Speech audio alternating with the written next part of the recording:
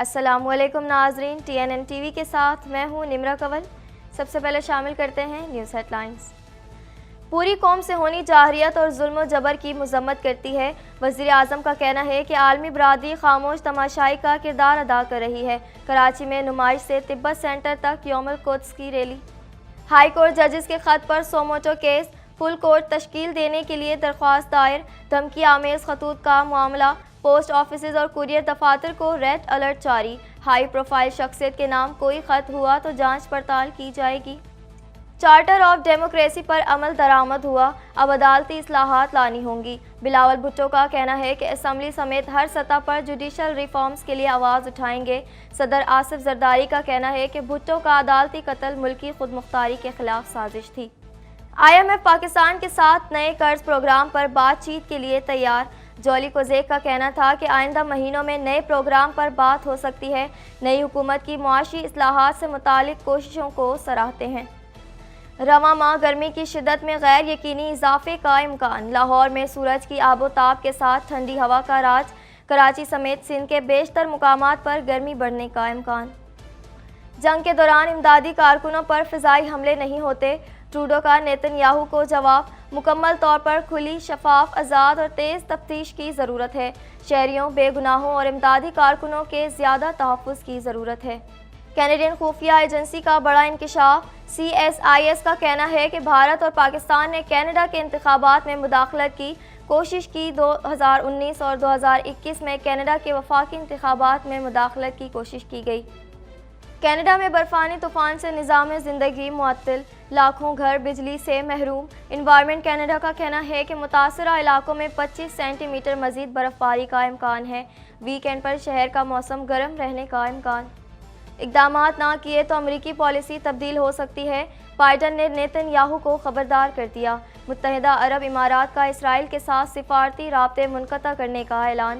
اسرائیل کا غزہ میں امداد کی فراہمی کے لیے عارضی راستے کھولنے کا اعلان۔ اسرائیل کو غزہ جنگ کو فوری ختم کرنا ہوگا، ڈونلڈ ٹرمپ کا کہنا ہے کہ اسرائیل لوگوں کا قتل عام بند کرے۔ ایران کی جانب سے رد عمل کے خدشے کے پیش نظر اسرائیل نے سفارت خانے خالی کرنا شروع کر دیے۔ ہیڈ لائنز آپ نے جانی اور اب خبریں تفصیل کے ساتھ۔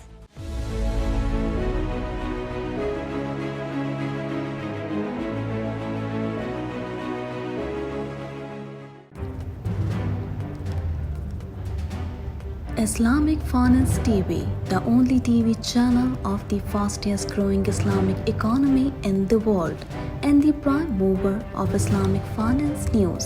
Follow us on our social media handles and watch our reports and educational program at www.islamicfinancetv.com. For advertisement, please contact us at islamicfinancetv@gmail.com.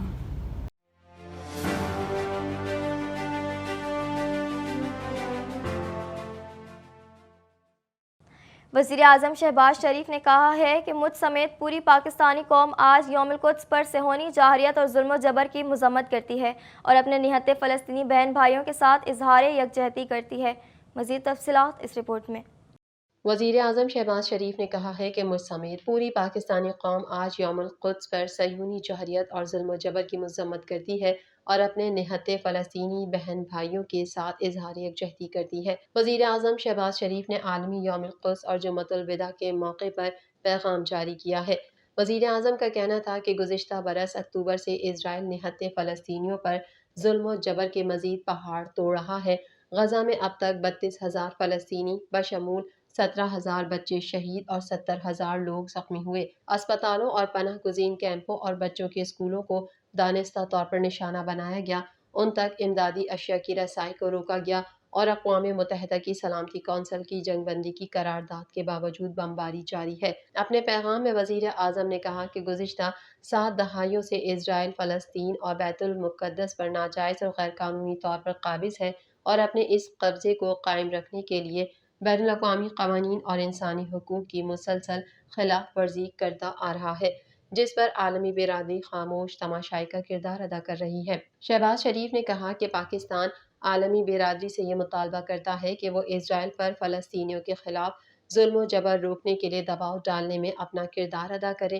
ان کا کہنا تھا کہ میری، پاکستان اور دنیا بھر کے مسلمانوں سے جمعۃ الوداع کے موقع پر گزارش ہے کہ وہ رمضان کی برکتیں سمیٹتے وقت اپنے فلسطینی اور کشمیری بہن بھائیوں کو دعاؤں میں یاد رکھیں اور رب کے حضور ان کی مشکلات کی آسانی کی دعا کریں۔ وزیر اعظم نے قوم سے یہ بھی اپیل کی کہ وہ جمعۃ الوداع کے بابرکت دن کے وسیلے سے اپنی عبادات اور دعاؤں میں پاکستان کی امن اور سلامتی اور ترقی و خوشحالی کے لیے دعا کریں۔ اللہ رب العزت نے 27 رمضان المبارک کو ہمیں یہ علیحدہ وطن بڑی قربانیوں کے بعد تحفے میں عطا کیا تھا۔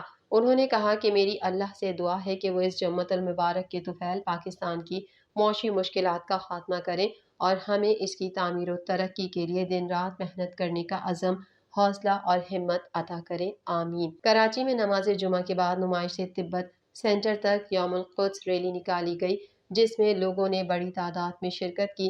اس حوالے سے ٹریفک پولیس کی جانب سے بتایا گیا ہے کہ عوام امیجنر روٹ کے بجائے متبادل روٹ کا انتخاب کریں۔ 3 ہٹی سے آنے والے ٹریفک کو گرو مندر سے سولجر بازار کی طرف موڑ دیا جائے گا۔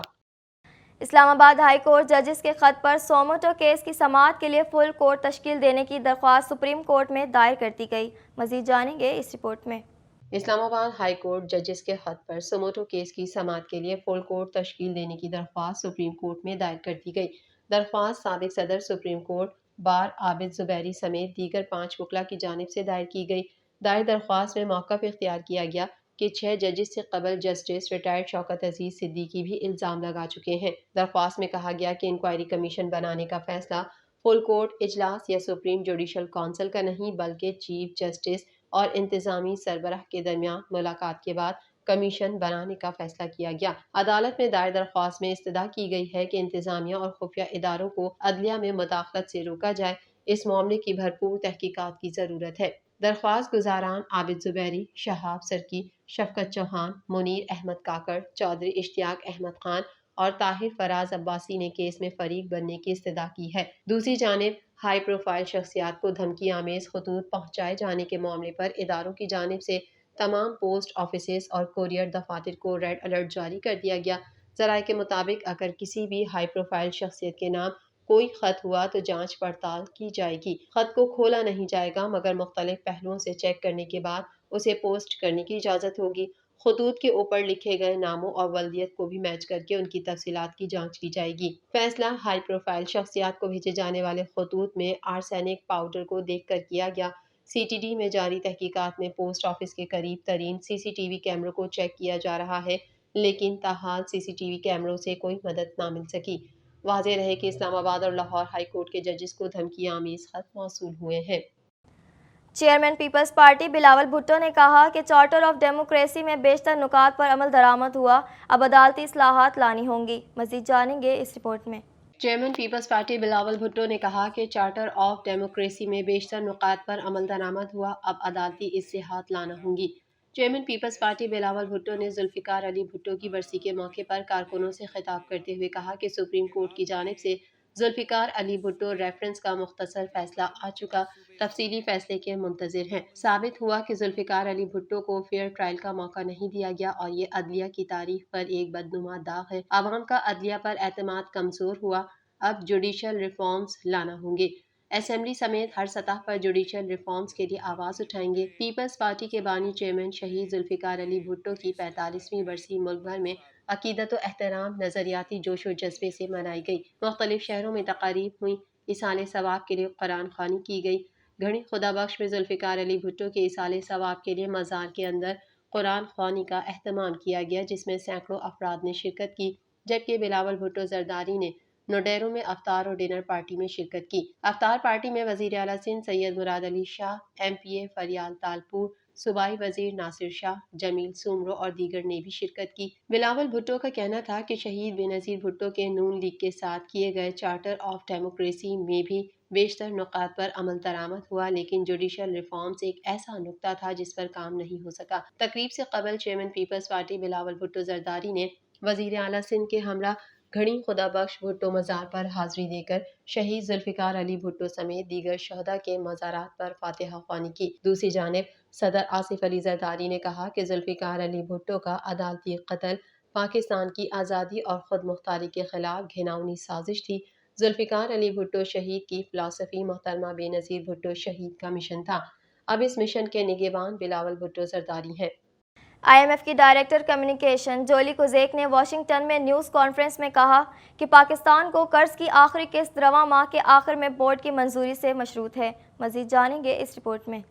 IMF کی ڈائریکٹر کمیونیکیشن جولی کوزیک نے واشنگٹن میں نیوز کانفرنس میں کہا کہ پاکستان کو قرض کی آخری قسط رواں ماہ کے آخر میں بورڈ کی منظوری سے مشروط ہے۔ IMF پاکستان کے ساتھ نئے پروگرام پر بات کرنے پر رضامند ہو گیا اور کہا آئندہ مہینوں میں نئے پروگرام پر بات ہو سکتی ہے۔ جولی کوزیک نے پاکستان کے ساتھ نئے پروگرام پر بات کرنے پر رضامندی ظاہر کرتے ہوئے کہا کہ پاکستان سے آئندہ مہینوں میں نئے پروگرام پر بات کر سکتے ہیں۔ پاکستان کی نئی حکومت نے بھی معاشی اصلاحات جاری رکھنے کا وعدہ کیا ہے۔ IMF کی ڈائریکٹر کمیونیکیشن نے کہا کہ توقع ہے کہ رواں ماہ کے آخر میں IMF بورڈ میٹنگ ہوگی۔ نئی حکومت کی معاشی اصلاحات سے متعلق کوششوں کو سراہتے ہیں۔ ان کا کہنا تھا کہ 19 مارچ کو IMF اور پاکستان کے درمیان اسٹاف لیول معاہدہ ہوا۔ اس معاہدے کے تحت پاکستان کو کل $3 ارب کی ادائیگی کی جائے گی۔ جولی کوزیک کا مزید کہنا تھا کہ پہلے جائزے کے بعد پاکستان کی اقتصادی اور مالیاتی صورتحال میں بہتری آئی ہے۔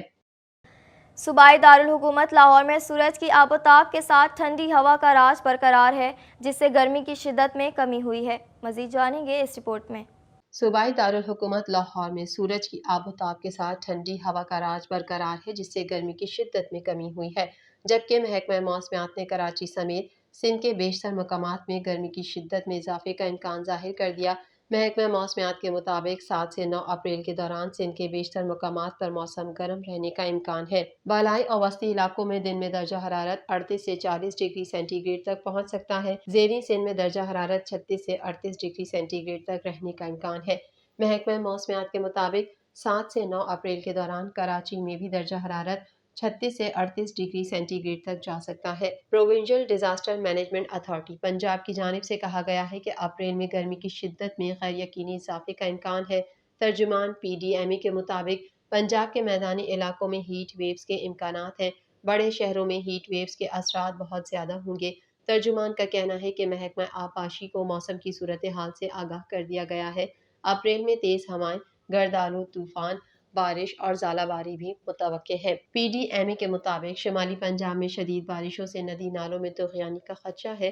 محکمہ موسمیات کے مطابق لاہور میں سورج اپنی آبوتاب کے ساتھ چمک رہا ہے، جبکہ دن بڑھنے کے ساتھ ساتھ گرمی کی شدت میں بھی اضافہ ہو سکتا ہے۔ محکمہ موسمیات کے مطابق لاہور سمیت پنجاب کے مختلف علاقوں میں آئندہ چند روز تک بارش کا کوئی امکان نہیں، جس کے باعث شہر میں فضائی آلودگی برقرار ہے اور آلودگی کے اعتبار سے لاہور آج پھر دنیا میں پہلے نمبر پر آ گیا ہے۔